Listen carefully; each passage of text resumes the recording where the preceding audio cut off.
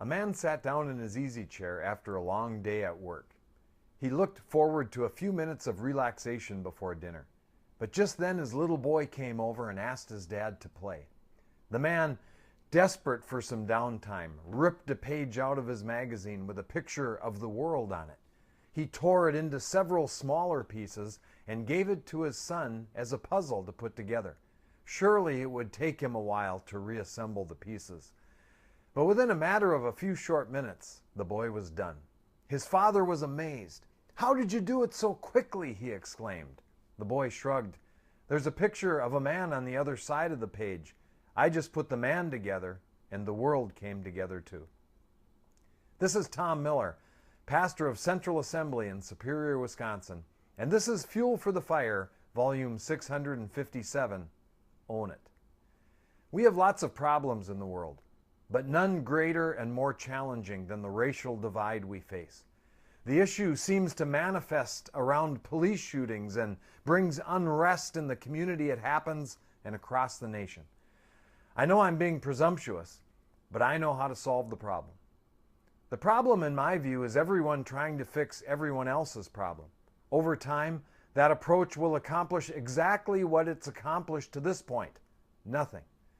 Imagine a counselor whose means to solve a marriage problem is to let the husband fix the wife and the wife fix the husband.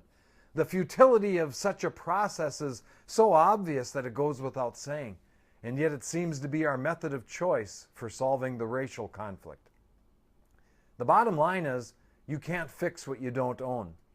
He can't fix her and she can't fix him. And the same principle holds true in the racial divide. It's time both sides own their own stuff.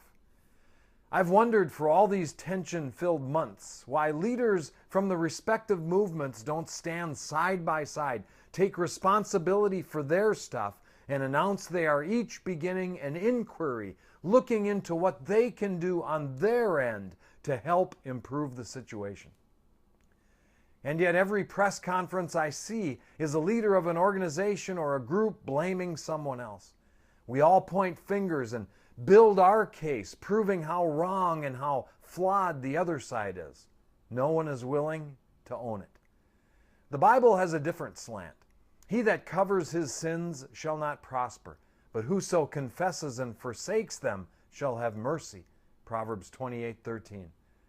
A marriage begins to get better the day both husband and wife acknowledge their faults and initiate a concerted effort to work on their own stuff. It's sure they both have work to do. The same can be said of the racial problems we face.